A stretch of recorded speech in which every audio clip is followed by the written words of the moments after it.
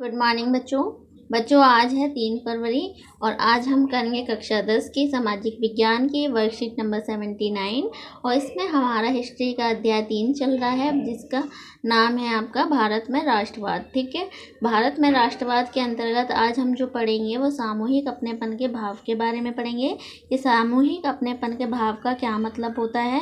जैसे हम कोई भी कार्य करते हैं तो वो समूह में करते हैं, उसमें अपनेपन का भाव होता है, भाईचारे वाली भावना होती है, तो उसके बारे में हम पढ़ेंगे। ठीक है, तो चलिए स्टार्ट करते हैं। राष्ट्रवाद की भावना तब पनपती है जब लोग ये महसूस करने लगते हैं कि वे एक ही राष्ट्र के अंग हैं।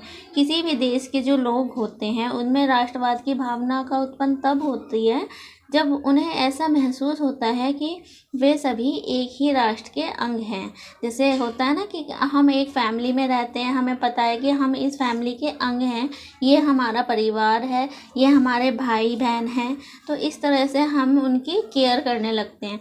तो इसी तरह से जब लोग ये महसूस करते हैं कि हम सब जितने भी लोग रह रहे हैं इस देश में वो एक ही राष्ट्र के अंग हैं, सब अपने भाई बहन हैं। ठीक है, तब उनमें राष्ट्रवाद की भावना पनपती है। जब एक दूसरे को एकता के सूत्र में बांधने वाली कोई साझा बात ढूंढ लेते हैं, जब उन्हें ऐसा लगता है कि हम एक दूसरे के लिए एक दूसरे से बंधे हैं, अगर हमारे देश में हमारे भाई बहन हमारे जो साथी हैं वो खुश रहेंगे तो हम खुश रहेंगे, उनकी फीलिंग हमारी फीलिंग एक है। इस तरह से जो अपनेपन की जो भावना रहती है उसे जब वो अपनेपन की भावना आने लगती है तब उस देश में राष्ट्रवाद की भावना पनपती है। सामूहिक अपनेपन की यह भावना आंशिक रूप से संयुक्त संघर्षों के चलते पैदा हुई थी।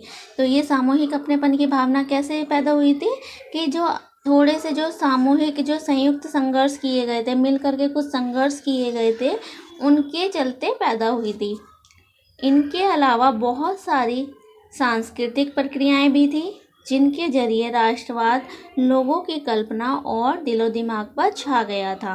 मतलब कुछ इनके अलावा भी कुछ संघर्ष तो थे संयुक्त रूप से जो किए गए थे जिसमें सामूहिक अपनेपन का भाव था, लेकिन इनके अलावा भी बहुत सारी ऐसी चीज़ें थी जो राष्ट्रवाद के पनपने में उन्होंने भागीदारी निभाई थी। जैसे जो सांस्कृतिक प्रक्रियाएँ हैं, ठीक है, उसके जरिए लोगों को राष्ट्रवाद की भावना दिखाना या इस तरह के कार्यकलाप करना जिससे लोग अपनी कल्पना और दिमाग में वही चीज़ की छवि बना लें, वो अपने राष्ट्र के बारे में ही सोचें। ठीक है, तभी किसी राष्ट्र में राष्ट्रवाद की भावना उत्पन्न होती है। इतिहास व साहित्य, लोक कथाएँ व गीत, चित्र व प्रतीक सभी ने राष्ट्रवाद को साकार करने में अपना योगदान दिया था। अब देखो, जो इतिहासकार होते हैं वो इतिहास के बारे में लिखते हैं, साहित्य होते हैं वो साहित्य में अपने देश के बारे में इतना अच्छा लिखते हैं कि लोगों के अंदर प्रेरणा जागृत होती है अपने देश के लिए। और लोक कथाएँ होती हैं, छोटी छोटी जो लोक कथाएँ मान्यताएँ होती हैं, उनसे सुन करके लोगों को प्रेरणा मिलती है। ठीक है, गीत होते हैं इस तरह के, चित्र व प्रतीक होते हैं, कई सारे चित्र ऐसे होते हैं, प्रतीक चिन्ह ऐसे बना दिए जाते हैं जो हमारे अंदर हमारे दिमाग में सोचने को अपने मजबूर करते हैं अपने देश के लिए। ठीक है, तो इस तरह के कई सारी चीज़ें थी जिन्होंने राष्ट्रवाद को साकार करने में योगदान दिया था। ठीक है, जैसे आप ये देख रहे हैं, ये यहाँ पे एक चित्र दिखाई दे रहा है। ठीक है, ये क्या है, भारत माता का चित्र बनाया हुआ है। फिर आप देखते हैं कि भारत माता की छवि कैसे बनने लगी थी कि राष्ट्र की पहचान। फिर आप देखेंगे भारत माता की छवि बनी थी, कैसे बनी थी कि राष्ट्र की पहचान सबसे ज़्यादा किसी तस्वीर में अंकित की जाती है। जो छवि है राष्ट्र की पहचान बनाने के लिए वो तस्वीर में अंकित की जाती है, तस्वीर में उसे बनाया जाता है। इससे लोगों को एक ऐसी छवि गढ़ने में मदद मिलती है जिसके ज़रिए वे राष्ट्र को पहचान सकते हैं। अब देखो, अगर हम राष्ट्र बोलते रहेंगे तो हमें कुछ समझ नहीं आएगा कि राष्ट्र है क्या, लेकिन अगर हम एक पिक्चर बना दें कि लोग उसे अपने दिमाग में बिठा लें कि हाँ भाई हमने भारत माता बनाई है, तो ये हाँ हमारी माता की तरह है। जैसे हम अपनी माँ की केयर करते हैं, वो हमें पैदा करती है, हमारी रक्षा करती है, इसी तरह हमारा देश भी है वो भी हमारी भारत माता है, हमें भी उसकी रक्षा करनी चाहिए। तो इस तरह से लोगों ने उनकी छवि बनाई थी, और ताकि लोगों के दिमाग और दिलों पर ये चीज़ अंकित हो जाए। ठीक है। फिर 20वीं सदी में राष्ट्रवाद के विकास के साथ भारत की पहचान भी भारत माता की छवि का रूप लेने लगी। जो 20वीं सदी थी उसमें जो राष्ट्रवाद के साथ राष्ट्रवाद की भावना जैसे जैसे विकास कर रही थी अपना, तो उसके साथ ही भारत माता की छवि भी सामने आने लगी। जैसे हम भारत राष्ट्र को एक माता के रूप में देखने लगे थे। ठीक है। यह तस्वीर पहली बार बंकिम चंद्र चट्टोपाध्याय ने बनाई थी। तो ये तस्वीर को सबसे पहले किसने बनाया था? बंकिम चंद्र चट्टोपाध्याय। ठीक है। 1870 के दशक में उन्होंने मातृभूमि की स्तुति के लिए वंदे मातरम गीत लिखा था।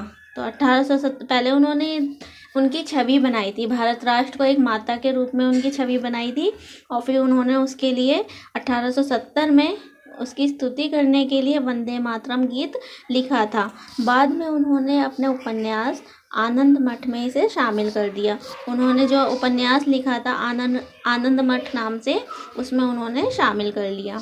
यह गीत बंगाल में स्वदेशी आंदोलन में खूब गाया गया था, क्योंकि जो स्वदेशी आंदोलन था वो बंगाल में शुरू किया गया था।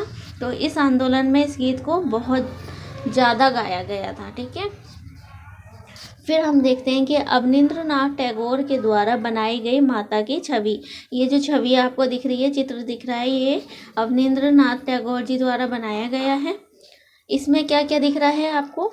कि स्वदेशी आंदोलन को प्रेरणा से अवनींद्रनाथ टैगोर ने भारत माता की विख्यात छवि को चित्रित किया। तो ये जो छवि है ये काफ़ी विख्यात है। ठीक है। तो जो ये स्वदेशी आंदोलन में इनके बारे में जो भी प्रेरणादायक गीत गाए जा रहे थे, इनकी छवि बनाई गई थी, इससे प्रेरित होकर अवनींद्रनाथ टैगोर जी ने अपनी तरफ से एक ये छवि बनाई थी। ठीक है। तो इस छवि में क्या दिख रहा है आपको? कि इस पेंटिंग में भारत माता को एक सन्यासिनी के रूप में दर्शाया गया है। आपको दिख रहा है यहाँ पे एक साधु के वेश में है। ये माता की जो तस्वीर बना रखी है ये सन्यासिनी है। ठीक है। वह शांत, गंभीर और दैवी आध्यात्मिक गुणों से युक्त दिखाई दे रही है। ये देखने में ऐसे लग रही है कि काफ़ी शांत भी है, गंभीर भी है और देवी के रूप में भी है, और आध्यात्मिक गुण भी हैं इनमें। ठीक है। जो कि सन्यासियों के पास होते हैं। फिर इसके बाद में हम देखते हैं, देखिए ये जो चित्र बनाया गया था ये 1905 में बनाया गया था। ठीक है। भारत माता का चित्र है, अवनींद्रनाथ टैगोर जी द्वारा बनाया गया था और 1905 में बनाया गया था।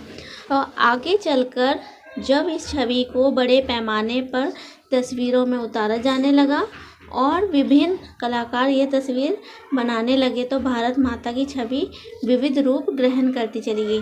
देखिए सबसे पहले तो बंकिम चंद्र चट्टोपाध्याय जी ने बनाया था, उससे प्रेरित होकर उनके जो स्वदेशी आंदोलन में उनके बारे में जो भी मतलब गीत गाया गया था या उनकी छवि अंकित की गई थी, उससे प्रेरित होकर अवनींद्रनाथ टैगोर जी ने उसकी पेंटिंग बनाई थी। ठीक है। फिर जब ये चीज़ें आने लग गई तो बहुत सारे उस समय के जो कलाकार थे वो भी अपनी अपनी तरह से माता की छवि को बनाने लग गए। ठीक है। तो सबने अलग अलग तरीके से उसे उसमें छवि में अंकित किया था। जैसे कि आप यहाँ पे ये चित्र देख रहे हैं, ये भी भारत माता का चित्र है। इस मातृ छवि के प्रति श्रद्धा को राष्ट्रवाद में आस्था का प्रतीक माना जाने लगा।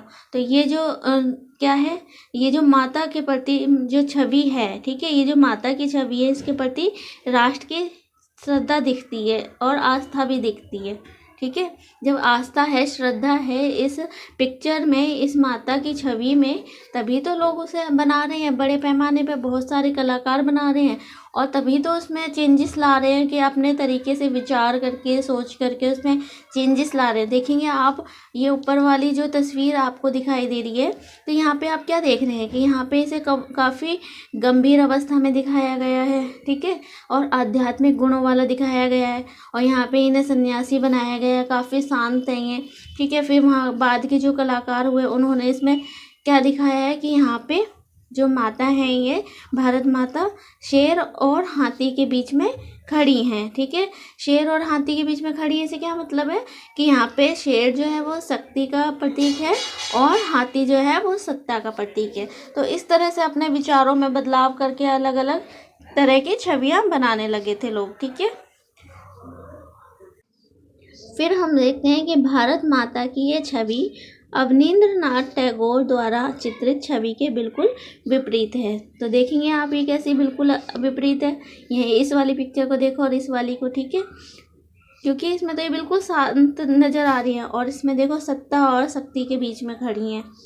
यहाँ भारत माता के हाथों में त्रिशूल है। त्रिशूल होने का क्या मतलब है कि यह लड़ने के लिए तैयार है, अपनी सत्ता को हासिल करने के लिए तैयार है, शक्ति वाली दिखाई गई है। ठीक है, और वह हाथी व शेर के बीच में खड़ी हैं। ये दोनों ही शक्ति और सत्ता के प्रतीक हैं।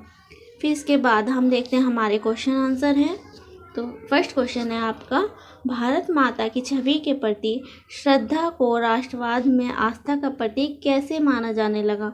उचित उदाहरण देते हुए व्याख्या कीजिए। ये जो अभी मैंने आपको बताया है कि यहाँ पे जब लोगों का छवि के प्रति जो श्रद्धा है, उसी के बाद में तो लोगों ने अपने दिमाग से कल्पना करके इनके जो रूप को, छवि को चेंजेस लाए थे। ठीक है, उसमें चेंज लाए थे, अलग अलग तरीके से कल्पना करके उनकी छवि अंकित की थी। तो ये क्या चीज़ दिखाता है हमें कि लोगों का जो भारत माता की छवि है उसके प्रति श्रद्धा को दिखाते हैं। ठीक है, फिर सेकंड क्वेश्चन है आपका, आनंद मठ की रचना किसने की थी? तो आनंद मठ की रचना किसने की थी? बंकिम चंद्र चट्टोपाध्याय जी ने। ठीक है, तो आई होप कि बच्चों आपको ये वीडियो पसंद आई होगी। अगर आपको वीडियो पसंद आई है, समझ में आई है, तो आप हमारे चैनल को लाइक शेयर सब्सक्राइब कर सकते हैं। और यदि आपको कोई प्रॉब्लम आती है तो आप हमसे कमेंट बॉक्स में कमेंट करके पूछ सकते हैं और अपने दोस्तों को शेयर भी कर सकते हैं। और थैंक्स फॉर वॉचिंग मी।